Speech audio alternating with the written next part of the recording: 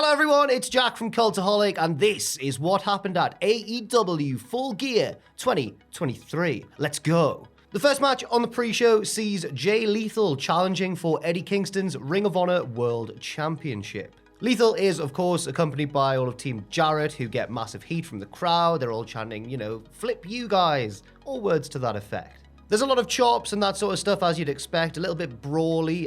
Lethal gains the upper hand early on in cheap fashion, and Sanjay Dutt takes a cheap shot at Eddie Kingston with the referee's back turned. Oh dear. Kingston fights back into things, so Team Jarrett resort to desperate heel tactics, leaving the guitar on the apron for Lethal to use. But instead, Eddie Kingston is saved by Ortiz, who comes down to the ring, takes the guitar, and smashes it over Sanjay Dutt's head. He's got his old friends back. Lethal goes for the lethal injection, Kingston avoids it, and hits the back fist to retain the Ring of Honor World Championship. He seems to thank Ortiz, they have a little fist bump, and then he cuts an impromptu promo with Renee and RJ City as well, and a very annoyed Stokely Hathaway. Good for you, Eddie Kingston. Good for you. The next match sees Claudio Castagnoli of the Blackpool Combat Club taking on Buddy Matthews of the House of Black. Matthews starts off hot, but Claudio fights back in with his signature uppercuts. They brawl on the outside for a while. Bit of a weird spot where Matthews comes off the ring steps and they have quite an awkward collision on the outside. I don't know if that was the camera work that cut off the start of Matthews' move or if he slipped maybe a little bit. But either way, it looked clunky but effective, undeniably. Later on, back in the ring, the Meteora is reversed into the big swing. Claudio catches Matthews in midair into the big swing, but it's only good for 2. Matthews fights back into things and gets a near fall off, I think, a jackhammer. Then a bit later on, a crossface transitioned into those hammering elbow strikes in very Blackpool Combat Club fashion. Interesting. Claudio is busted open from these, but later on manages to secure the sharpshooter and get the submission victory. They tease a show of respect after the match, staring at each other for a while in the ring, but Matthews just storms off. Ooh. And the final match of the pre-show, the Guns trying to win those Ring of Honor Tag Team titles from MJF and the man whose help he only decided to accept last night, Samoa Joe. MJF is running rings around the Guns early on, but stops to hip swivel, and that's a mistake because they beat him down from behind. They whip him into the corner, but Joe helps stop MJF's momentum and protect him. MJF says, "I don't need your help," and Joe ignores him and immediately blind tags him. Joe hits a big dive to the Guns. A little bit later on, he does his famous walkaway spot, but just from a drop kick, which I've never seen before. Very funny. But eventually, the heels take control. MJF is the face in peril, but eventually gets the hot tag to Joe, who runs wild. He goes for the muscle buster, but MJF blind tags himself back in and wants to hit one of his own, which is countered. MJF wants the kangaroo kick, but then Joe stops that by tagging himself back in. They go for stereo muscle busters, which are avoided. Then the Guns hit the 310 to Yuma on Joe, but MJF breaks up the pinfall, pulling, I think it was Colton, pulling one of the Guns off the pinfall attempt and out of the ring. The Guns are then distracted by the surprise entrance of Adam Cole, who limps out on crutches. This means that the heels take their eyes off Joe, who locks in the Coquina Clutch for the submission victory. After the match, Joe says to MJF, basically, like, "You owe me a title shot now." He didn't have a mic, but that's what we can assume he was saying.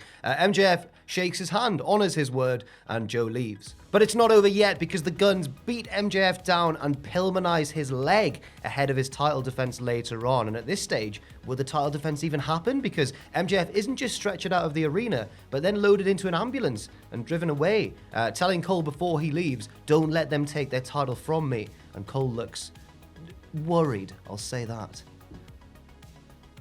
The first match of the main show sees Christian Cage, Nick Wayne, and Luchasaurus take on the babyface team of Darby Allin, Sting, and Adam Copeland. The bad guys all have a young choir singing Christian's theme tune. It's actually very unnerving. Ric Flair makes his arrival before the babyface team, who also get into the spirit of things with matching face paint. Even Adam Copeland, lovely. And because we're in Los Angeles, some celebrities are here. Ken Jeong is booing the heel team's entrance. Remember him from The Hangover and from just America?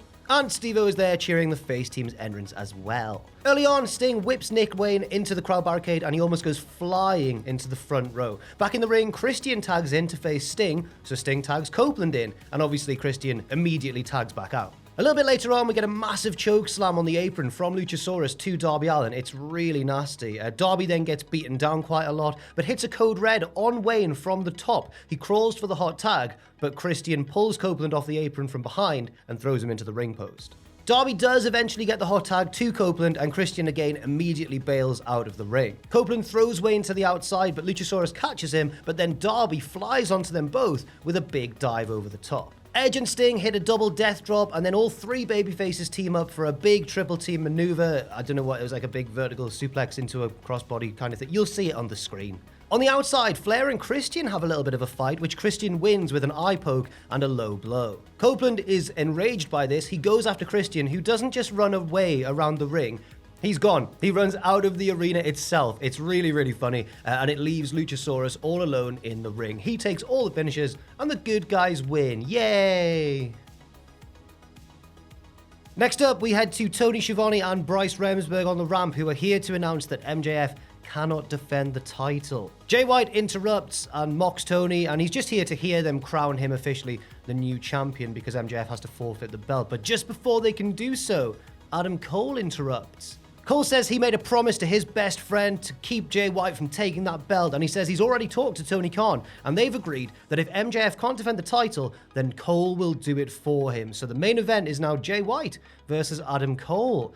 And Jay White finds this really funny because Cole's on crutches, obviously, and he just sort of laughs. Next up, it's the AEW International title match with Jon Moxley taking on the champion, Orange Cassidy. Moxley is dominant from the start. He beats up the champion inside the ring. He beats him up outside the ring. He takes him inside the ring and continues to beat him up some more. They go up top and Moxley bites Cassidy's nose. So Cassidy does it back. Moxley hits some headbutts. Cassidy hits loads of headbutts back. And Moxley, don't let me shock you by saying this, he's actually busted open. Cassidy hits a couple of big DDTs, but Moxley kicks out at one. They head to the outside, and Cassidy hits a trio of big dives to Moxley. Now he's fully, the champion's on top of the match. Back inside, Cassidy continues the advantage by avoiding the Death Rider and hitting Stundog Millionaire, but as they fall to the mat, Moxley just decides, right, enough of this, and just destroys him with some ground and pound. He locks in the Bulldog choke, but Cassidy wriggles out. Moxley no-sells a penalty kick to the chest, so Cassidy locks in Hook's Red Rum finisher, but Moxley makes the ropes.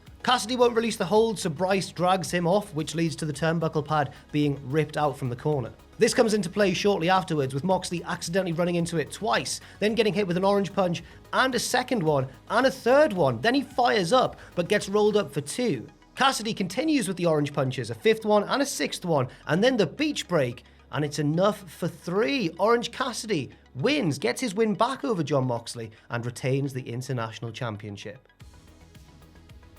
Next up, it's the AEW Women's World Title match. Toni Storm taking on the champion, Hikaru Shida. Timeless Toni starts the match by ripping up the script. Not metaphorically, not going into business for herself or anything. She literally rips up a literal script. Shida is in control early as we see Mariah May watching on from the back, so terrified for the health of her idol. Storm fights back with lots of chops and a big comedy windmilling elbow, but it only gets a 1 count. Shida is back in control, so Toni sneakily gets the shoe from Luther at ringside. Aubrey spots this and takes the shoe from Toni, but then she pulls a second one out from her trunks and blasts Shida, but it only gets a near fall. Shida starts hitting the power moves, several near falls off these big spots, including one off a Falcon Arrow. Shida then seems to roll her ankle, and Toni takes full advantage with an ankle lock. Shida makes the ropes, so Storm takes off Shida's boot and goes to hit her with it, but Shida avoids it. They go to the outside, and Shida beats up Luther with her kendo stick.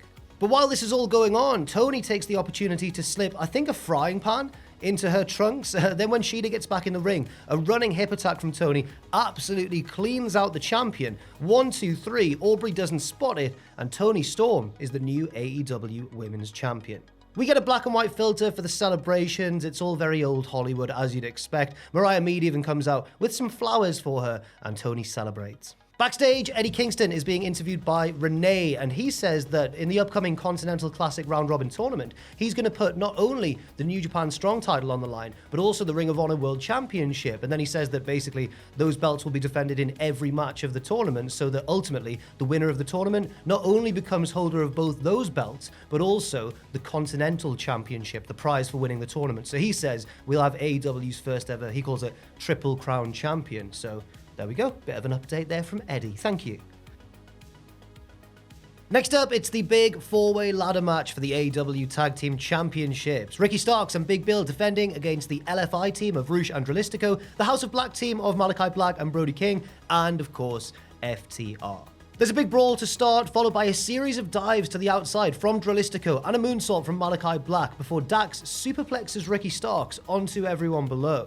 Big Bill and Brody square off in the ring, lots of clubbing blows back and forth until Dax and Roosh sandwich them both between two ladders. Dax does the Terry Funk homage with the ladder over his head, but then Dralistico takes him out with a springboard dropkick. Cash beats up Malachi Black until he cleverly yanks a standing ladder into Cash's face as he charges in off the ropes. The pair of them then fight on the second rope and Cash hits a low blow, no DQs in a ladder match, fair enough, before pile driving Black onto the ladder below them. Brody King hits a big dive to the outside, but Big Bill blocks him with a ladder, which looks like a very painful crash landing. Starks dishes out a few spears and backdrops Black onto a ladder, but then Brody King takes control by just being bigger and scarier than everyone else in the match. I guess Big Bill's bigger, but I'd say Brody's scarier, certainly. He hits a cannonball onto Dax on a ladder, then climbs up, but Big Bill tips him off into a painful ladder-based landing below. You'd never guess there were ladders involved, really. Roosh hits the bull's horns onto Big Bill, who's slumped in the corner holding a ladder, and then Brody hits, oh my god, a terrifying gonzo bomb on Dralistico onto a ladder bridge on the outside. Cash then hits a precarious big splash onto Brody on the same ladder bridge, and then we get to the finishing stretch of the match. Ricky and Cash end up climbing. Starks nearly gets knocked down to the canvas, but Big Bill catches him and sets him back on the ladder. Starks then swings one of the title belts into Cash's head. He falls down, and the champions retain those tag team titles. Bit of concern, it seems, on the outside. The camera doesn't really focus on it, but there's a lot of referees and talking to the doctor and stuff, and it looks like someone might have been a bit banged up after that match, unsurprisingly. It may have been Brody, I'm not certain, but there were a lot of big spots, and hopefully everyone's okay. Next up, we have the TBS title match with Kris Statlander defending against Julia Hart and Skye Blue. The champion is on top to begin, suplexing one of her challengers onto the other. Julia ends up in the Tree of Woe position and comes face to face with Skye, and they stare at each other and seem to be working together. They take Kris out on the outside, but she fights back with a big double vertical suplex. Back in the ring, they again knock Kris back to the outside and square off, and they shake hands. But then Julia betrays Skye and rams her head repeatedly into the canvas. Statlander fights back into the match, but then Julia takes control for a while, but then again the champion reasserts her dominance, catching a Skye Blue Hurricane Rana attempt and just slamming her face first down from the electric chair position. The champion looks for the 450 splash, but gets pushed onto the apron by Julia, who then looks for her moonsault onto Skye below and hits it. 1-2, but Statlander pulls her out of the ring. Skye reverses the Saturday Night Fever into a roll-up for a near fall, then hits her Code Blue finisher, but again the champion kicks out. Julia gets back in and locks in the Heartless submission on Skye, but Statlander breaks it up with a deadlift German suplex. Finally, Kris does manage to hit the Saturday Night Fever on Skye, but Julia rushes in to steal the pinfall and become the new TBS champion. Next up, we learn the identity of the big new signing to AEW, which is announced as Will Ospreay. Shivani interviews him in the ring, and Ospreay says he won't be starting just yet because he first needs to finish his dates with New Japan, but he says he'll be here full-time for the Road to Revolution. He ends the promo by telling Tony Khan to line up the best that he's got, especially for Wembley Stadium. The next match, oh my goodness, let's all hold on to our hats because it's the Texas Death Match between Swerve Strickland and Hangman Adam Page. Swerve has a special entrance with backup dancers, including, of course, Prince Nana. Hangman doesn't have an entrance at all, charging to the ring and beating Swerve down and hitting an immediate buckshot lariat. He then duct tapes Swerve's hands together and starts stapling him in the chest. He also staples a post-it note, I think, to his face, or like it's some sort of finger painting possibly done by Hangman's child, who has obviously featured in this feud. Then Hangman lets Swerve's blood drip into his mouth and then spits the blood out like Triple H. Oh my god. Swerve hits a low blow and Nana cuts him free of the duct tape. Swerve starts stapling his own chest and no-selling it because he's just a horrible guy. Swerve sends Hangman headfirst into a barbed wire chair in the corner, then they head to the apron and Swerve hits a Death Valley driver onto a cinder block on the apron. Oh my god. Hangman beats the count. Oh yeah, the stipulation, I forgot about that. And then Swerve hits him with a pile driver on the crowd barricade, but again, Hangman gets to his feet. Hangman wraps a length of barbed wire around Swerve's body and hits the fallaway slam, then hits a moonsault to the outside while holding the barbed wire chair and absolutely nails Strickland. He sets up for another buckshot back in the ring, but Prince Nana grabs the leg to delay him and Swerve is able to avoid the move. Hangman then reverses a tombstone attempt into one of his own, sending Swerve headfirst onto the chair. Swerve beats the count just, and then a little bit later on, he hits Hangman in the back with the chair, and some of the barbed wire gets caught around Hangman's face. Oh. Swerve hits a powerbomb into the chair and a double stomp. He then goes back under the ring and gets a bag out from underneath, but it's not tacks, it's glass. He hits a 450 onto Hangman, crushing the glass into his back, and then hits the JML driver, but Hangman still beats the count, and Swerve can't believe it. They battle up top, and Hangman hits an avalanche fallaway slam through a barbed wire board, then a powerbomb onto the board, then Deadeye onto the board. He then wraps barbed wire around Swerve's head and hits the buckshot. Surely that's it, but then Nana pulls Swerve to the outside, and he lands on his feet. Back in the ring, Brian Cage comes out of nowhere and jumps Hangman and hits the F10. Page fights back though, and hits a barbed wire assisted lariat. Nana gets in and hits Hangman with a chair. Hangman no-sells it, and Nana tries to run away. Hangman catches him on the apron, and Nana tries to calm him down by dancing, but obviously it doesn't work. Hangman hits a Deadeye through a table on the outside. But then Swerve hits Hangman with a cinder block to the back. It looks like that might be the end of the match, but Hangman's stirring on the floor, so Swerve leaves no doubt about it, wrapping a chain around Hangman's neck and hanging him from the ring post. Hangman refuses to submit, obviously, but instead passes out and gets choked unconscious. The referee counts to 10, and even though Hangman's kind of made it to his hands and knees, he's lost the match. Swerve Strickland wins, and that was really horrible, but also pretty good, wasn't it? Don Callis is out on commentary for the next match. Chris Jericho and Kenny Omega, the Golden Jets, taking on the Young Bucks. There are two stipulations at play here. If the Golden Jets win, then they get the Young Bucks #1 contendership to the tag team titles. If the Bucks win, then Jericho and Omega can't team together anymore. We get an early exchange between Kenny and Nick Jackson, and they give each other a little show of respect afterwards before tagging out. However, the Bucks' attitude towards Jericho isn't quite as friendly. Nick Jackson traps Jericho's arm behind the ring steps and kicks them, possibly trying to nullify the Judas effect. The Bucks continue to work over the arm of Jericho, which is now cut open.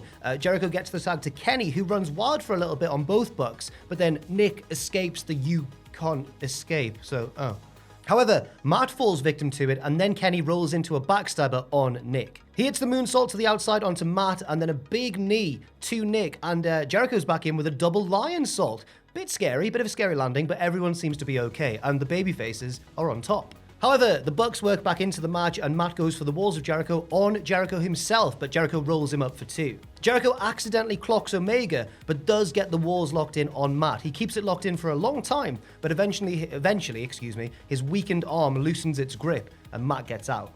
Matt then hits an impressive double Northern Lights suplex to both opponents, and then Nick German suplexes Kenny on the apron.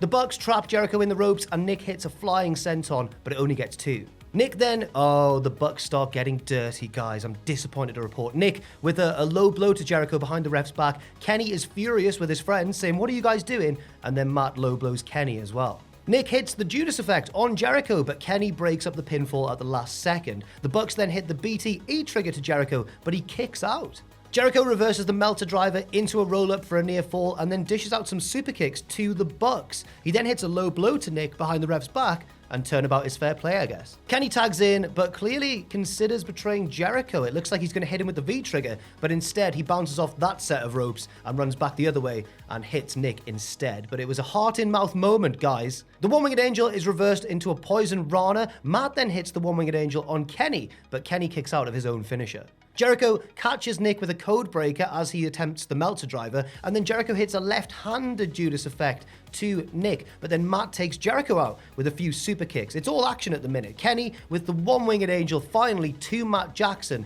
brings an end to this flurry of action, and Jericho and Kenny win the match. The Bucks lose their #1 contendership to the tag team titles. The Bucks throw an almighty tantrum after the match, rejecting a handshake from the babyfaces and trashing the ringside area. They are not happy boys.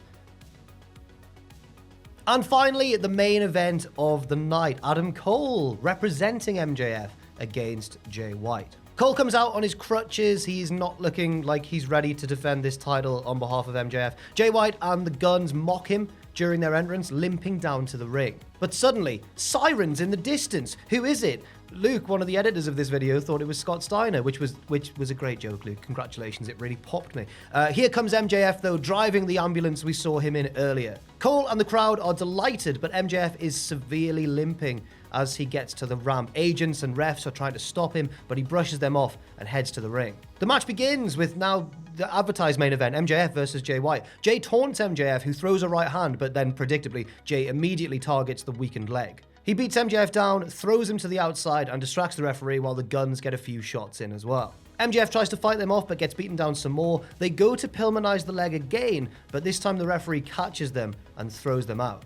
White argues with Cole on the outside and laughs at him, basically. He then rips off MJF's vest and throws it in Cole's face. But MJF fights bravely back and bites Jay in the corner, hits the kangaroo kick, but then Jay gets back in control. MJF then hits what I can only describe as like almost a scorpion kick behind his own back, which clocks Jay White. Jay then avoids a destroyer attempt, but MJF manages to kick out of the subsequent Uranage.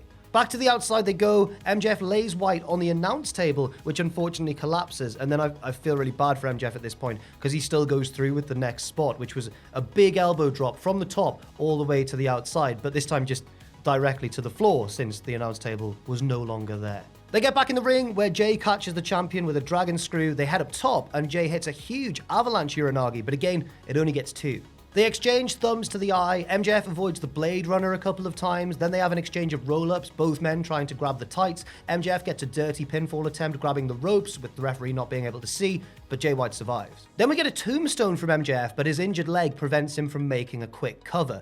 White avoids the heat seeker on the apron, but MJF then hits like a running RKO over the top rope all the way to the outside. Back in the ring, MJF keeps trying to press the advantage, but his leg keeps giving out. The referee gets the ringside doctor over, who considers stopping the match, but MJF fires up. However, Jay White really gets vicious now, targeting the leg again, several dragon screws, and a figure 4.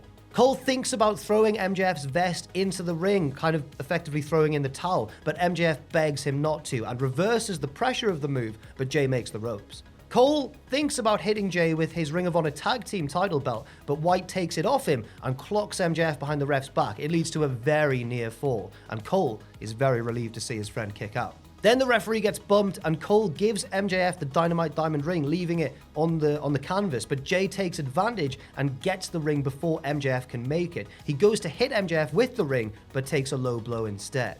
Now MJF gets control of the ring. The Guns run out, but he takes them out with the right hands with the Dynamite Diamond ring on them, avoids the Blade Runner, and then clocks Jay White with the ring just as the referee comes to. 1, 2, 3, and MJF is still the AEW World Champion. And he gets the physical belt back as well. Then we get an ending to the show, which I think I, and possibly a lot of you watching as well, were expecting some sort of follow-up to the Devil angle. Maybe even we would learn the identity of the Devil themselves. But instead, the show just ended. MJF and Cole celebrated, and that was it. So there we go. That is what happened at AEW Full Gear 2023. Thank you very much indeed to Joel and Luke for editing this video, and thank you all very much for watching as well. Leave your thoughts and opinions in that comment section down below, and I'll see you next week for Survivor Series. I've been Jack from Cultaholic, and I'll see you very soon.